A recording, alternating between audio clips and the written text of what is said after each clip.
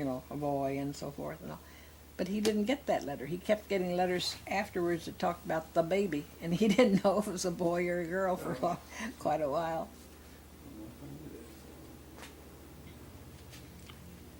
But we lived in that duplex house up on Main Street while he was gone. And I did the best I could with 3 kids. And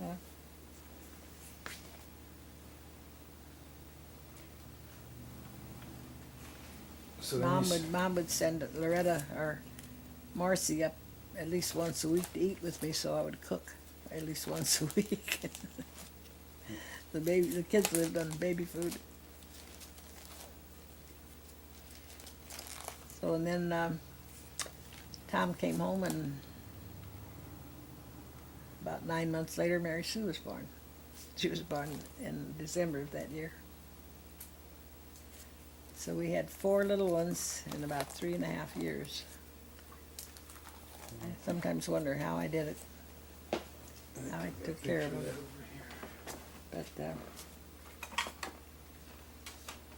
what you got? the 4 little ones you just mentioned. Oh, yeah. About how big they were. Here's my 4 little ones. So that was What? let's see, 40. The twins were born in 43. Joe was born in 45 and Mary Sue in 46. Okay, so yeah, it looks like Sue's about maybe 1 or 2 years old. So. Mary Sue was less than a year here, I think. Oh, okay. And this was taken by a guy that came around to the house. They used to have photographers that would come tell you they were coming into town. If you'd like to have a picture, get in touch with them, and then they'd come to your house to take a picture. This was taken in our house. Which was on Main Street at that time. Yeah. At time making Mary Sue sit still. I remember it was this one we gave her a ball. Yeah, she's got a ball in her hand. We couldn't keep her sitting. We had to give her something. There was something to play with. Something to play with, yeah. And Jack didn't come along till 8 years later. So he was kind of like an only child, really. The kid, I used to say I had to make an appointment to get my hands on him because the other kids were all. Connie was like a mother to him. In fact, he called her mom when he was little. He didn't know which one of us was his mom. But she did everything for him. She was 11 years old. And Tommy was just about as good. He was really good. I could leave him with either one of them without any trouble. And then after Tom got home, we bought this place in town. It was a service station, and they converted it into a radio shop. And that's what we did for a while. We used the bay where they used to work on cars. That was his workshop. And he worked on all appliances, like washers and dryers and refrigerators and all that kind of stuff. And then we sold the small appliances. There wasn't I don't know if there was big radios. I suppose big radios were available in those times too, because I remember some of them we sold were like console TV is now. Mm-hmm. Radio was as big as that. But we had irons and coffee pots and toasters and all the small appliances too. We were the only ones in town where you could get anything like that until Venture and Kmart and some of them came along. And can you turn it off? Yeah. Okay. After a bit, when TV came in, well, then we enlarged the shop. We built around it. We built rooms on the side to live in. We had 3 bedrooms, a living room, and a kitchen. And then at one time we had a fire that burnt a good part of the shop and smoked up the house. Well, when we rebuilt on that, we put a family room on the back of the house too. So that's where the kids mostly grew up. It was up there beside the shop. And I worked in the shop, and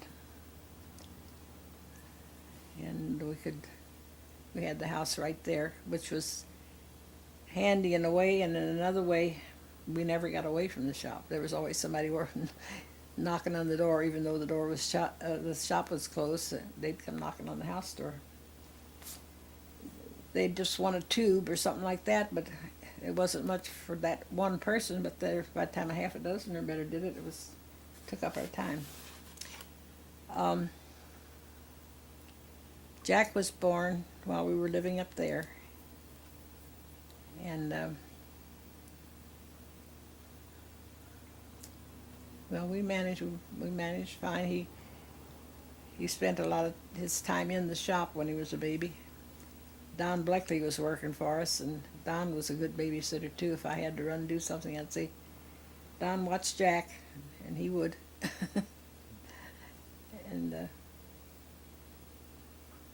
well, then let's see, we moved down here to 415 North Main when my dad got sick. Well, in the meantime, my mom went into a nursing home.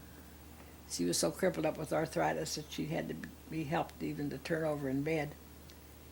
And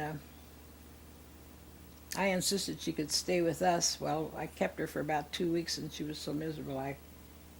With all the teenagers running in and out, and I saw that it wasn't the place for her, so I agreed that maybe she should go to the nursing home. It was her idea to go to the nursing home. And she died of a stroke while she was in the nursing home. And Dad was here by himself, and he got so that he couldn't stay alone. So we decided we would move down here and keep an eye on him, and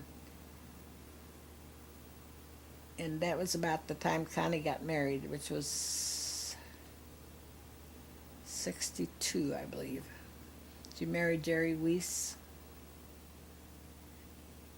and she and Jerry had four sons, one right after the other: Gary, Danny, Brian, and Greg. And then Connie and Jerry had left the boys with a babysitter while they went to his mother's to celebrate his youngest sister's 21st birthday. And on the way back from the party, they had a car accident, and Jerry was thrown out of the car and killed. Connie had a broken pelvis, but came through it without too much after effects. She managed to get going after a while. I think she was in the hospital about a month, but she did get going. And let's see, Tom and Ann got married about that time too, and they have Tom the third and Laura, and what? 3 minutes. And then Joe married Nancy Thompson a couple years later, and they have Brad and Jeannie and Scott. Mary Sue married Jean Sherrill, and they have Wade and Tony, and Jamie, and Angie and Kip. Well, Christopher is his name. And long years afterwards, Jack got married. The other four were all married when they were about 19 or 20. Jack waited till he was 29. Yeah, it was only about 20 years ago. And yeah, Jack had, after he graduated from Rolla and got his master's at University of Missouri, of Iowa, was it? Yeah. I always got confused, University of Iowa or Iowa University. And then he got a job in California. He moved to California, so he was out there. Then one day he called me. It was after his dad was dead. And he said, Mom, I'm going to quit my job. And I said, why? Well, I'm going to move to Alaska with the band. We're going to go play music in Alaska. Well, I sat down rather forcefully about that time, but I said, oh, Jack, what do you think your dad would say about something like that? And he said, my dad would say, go for it, Jack. And so he did. He went to Alaska, and they had visions of being world famous. Never happened, but they played. How long were you playing up there? Oh, about a year, 2 years. somewhere in About there. 2 years? I thought it was about 2 years, yeah. And he met Montine Crew up there, and they were married. And while they were still in Alaska, they had Zachary. And then her folks moved back down into the States, and they decided Jack and Montine moved back down here too. They came into O'Fallon, and You better get Nathan in here. Nathan was born about 3 years later. About 3 years after Zachary, anyhow. And now that Jack and Montine are divorced now, Jack's living with me, and the boys are here too. So we're getting along great. It's really nice for me to have them around. Is there anything else I should say? Goodbye. That just about takes care of my 87 years. I'm not as spry as I used to be, but there's a lot of people my age that don't get around at all. So I feel very fortunate that I can get around.